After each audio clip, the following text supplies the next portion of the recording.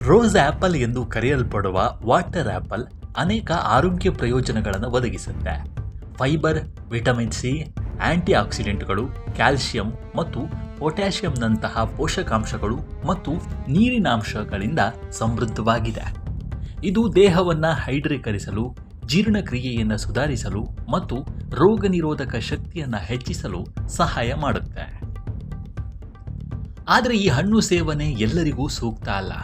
ಕೆಲವು ಆರೋಗ್ಯ ಸಮಸ್ಯೆ ಇರುವವರು ಇದನ್ನು ಸೀಮಿತ ಪ್ರಮಾಣದಲ್ಲಿ ಅಥವಾ ವೈದ್ಯರ ಸಲಹೆ ಪಡೆದ ನಂತರ ಸೇವಿಸುವುದು ಸೂಕ್ತ. ಮುಖ್ಯವಾಗಿ ಕಡಿಮೆ ರಕ್ತದೊತ್ತಡ ಇರುವವರು ನೀರಿನ ಸೇಬುಗಳನ್ನು ಅತಿಯಾಗಿ ತಿನ್ನಬಾರದು. ಕೆಲವು ಸಂಶೋಧನೆಗಳ ಪ್ರಕಾರ ಈ ಹಣ್ಣಿನಲ್ಲಿ ರಕ್ತದೊತ್ತಡವನ್ನು ಸ್ವಲ್ಪ ಮಟ್ಟಿಗೆ ಕಡಿಮೆ ಮಾಡುವ ಗುಣಗಳಿರಬಹುದು.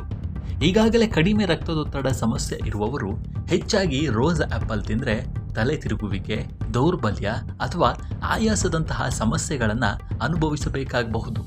ಆದ್ದರಿಂದ ಅಂಥವರು ಇವುಗಳನ್ನು ಮಿತವಾಗಿ ಮಾತ್ರ ತಿನ್ನಬೇಕು. ಮಧುಮೇಹಕ್ಕೆ ಔಷಧಿ ಅಥವಾ ಇನ್ಸುಲಿನ್ ತೆಗೆದುಕೊಳ್ಳುವವರು ಸಹ ಜಾಗರೂಕರಾಗಿರಬೇಕು. ವಾಟರ್ ಆಪಲ್ನಲ್ಲಿ ರಕ್ತದಲ್ಲಿನ ಸಕ್ಕರೆ ಮಟ್ಟವನ್ನು ನಿಯಂತ್ರಿಸಲು ಸಹಾಯ ಮಾಡುವ ಗುಣಗಳಿವೆ. ಇದು ಒಳ್ಳೆಯ ವಿಚಾರವಾದರೂ ಈಗಾಗಲೇ ಸಕ್ಕರೆ ಮಟ್ಟವನ್ನು ಕಡಿಮೆ ಮಾಡುವ ಔಷಧಿಗಳನ್ನು ತೆಗೆದುಕೊಳ್ಳುತ್ತಿರುವವರಲ್ಲಿ ರಕ್ತದಲ್ಲಿನ ಸಕ್ಕರೆ ಮಟ್ಟ ಕಡಿಮೆ ಆಗುವ ಅಪಾಯವಿದೆ. ಹೀಗಾಗಿ ಮಧುಮೇಹಿಗಳು ಈ ಹಣ್ಣನ್ನು ತಮ್ಮ ಆಹಾರದಲ್ಲಿ ಸೇರಿಸಿಕೊಳ್ಳುವುದಕ್ಕೂ ಮುನ್ನ ಪೌಷ್ಟಿಕ ತಜ್ಞರನ್ನು ಸಂಪರ್ಕಿಸೋದು ಒಳ್ಳೆಯದು. ಕೆಲ ಮಂದಿಗೆ ಕೆಲ ಹಣ್ಣುಗಳು ಸೇವಿಸೋದ್ರಿಂದ ಅಲರ್ಜಿ ಉಂಟಾಗಬಹುದು.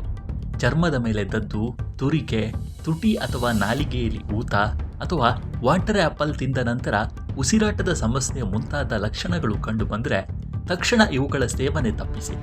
ಒಂದು ವೇಳೆ ಅಲರ್ಜಿ ಲಕ್ಷಣಗಳು ಕಂಡುಬಂದರೆ ನಿರ್ಲಕ್ಷಿಸದೆ ವೈದ್ಯರನ್ನು ಸಂಪರ್ಕಿಸುವುದು ತುಂಬ ಒಳ್ಳೆಯದು. ಇನ್ನು ಜೀರ್ಣಕ್ರಿಯೆ ದುರ್ಬಲ ಹೊಂದಿರುವವರು ಸಹ ಈ ಹಣ್ಣನ್ನು ಮಿತವಾಗಿ ಸೇವಿಸಬೇಕು. ಇದರಲ್ಲಿ ಹೆಚ್ಚು ಫೈಬರ್ ಅಂಶ ಇರುವುದರಿಂದ ಒಂದೇ ಬಾರಿಗೆ ಹೆಚ್ಚು ತಿಂದರೆ ಕೆಲ ಮಂದಿಗೆ ಹೊಟ್ಟೆ ಉಬ್ಬರ, ಗ್ಯಾಸ್ಟ್ರಿಕ್, ಅಜೀರ್ಣ ಅಥವಾ ಅತಿಸಾರದಂತಹ ಸಮಸ್ಯೆಗಳು ಉಂಟಾಗಬಹುದು. ಹೀಗಾಗಿ ಸ್ವಲ್ಪ ಪ್ರಮಾಣದಲ್ಲಿ ಮಾತ್ರ ಸೇವಿಸಿ. ಇನ್ನು ಮೂತ್ರಪಿಂಡದ ಸಮಸ್ಯೆಗಳಿಂದ ಬಳಲುತ್ತಿರುವವರು ಸಹ ಜಾಗರೂಕರಾಗಿರಬೇಕು.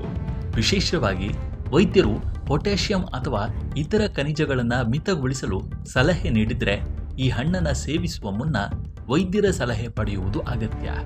ಪ್ರತಿಯೊಬ್ಬ ವ್ಯಕ್ತಿಯ ಆರೋಗ್ಯ ಸ್ಥಿತಿ ವಿಭಿನ್ನವಾಗಿರೋದ್ರಿಂದ ಪ್ರತಿಯೊಬ್ಬರ ಆಹಾರ ನಿಯಮಗಳು ಸಹ ಬದಲಾಗುತ್ತವೆ. ಒಟ್ಟಾರೆ ಯಾವುದೇ ಕಾಯಿಲೆ ಇಲ್ಲದವರು ಕೂಡ ಈ ಸೇಬುಗಳನ್ನು ಮಿತವಾಗಿ ತಿನ್ನುವುದು ಉತ್ತಮ. ಆದರೆ ಯಾವುದೇ ಆಹಾರ ಆಗಿರಲಿ ಅತಿಯಾಗಿ ತಿನ್ನುವುದು ಒಳ್ಳೆಯದಲ್ಲ. ದೀರ್ಘಕಾಲದ ಕಾಯಿಲೆಗಳು, ಔಷಧಿಗಳನ್ನು ತೆಗೆದುಕೊಳ್ಳುವವರು ಅಥವಾ ಅಲರ್ಜಿ ಸಮಸ್ಯೆಗಳನ್ನು ಹೊಂದಿರುವವರು ವೈದ್ಯರನ್ನು ಸಂಪರ್ಕಿಸಿದ ನಂತರವಷ್ಟೇ ಈ ಹಣ್ಣನ್ನು ತಮ್ಮ ಆಹಾರದಲ್ಲಿ ಸೇರಿಸಿಕೊಳ್ಳುವುದು ಸುರಕ್ಷಿತವಾಗಿದೆ.